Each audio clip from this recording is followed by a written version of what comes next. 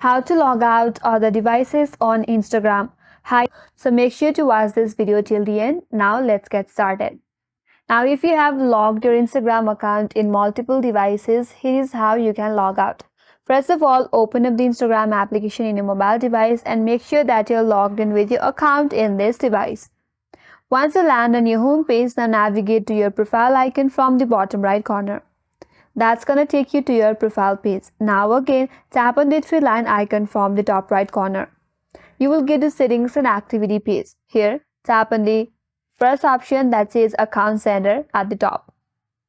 Now from this interface, scroll down a bit and then go to password and security. Now, to log out of other device, there are two options. Either you can change the password of your Instagram account and that will automatically log out you from other device, or you can simply remove the device. To change the password, tap on change password, follow some on-screen instructions, and then once you change your password, you will be automatically logged out of other device. Now, the next method is to, from this interface, select this option that says where you are logged in, and now choose your Instagram account.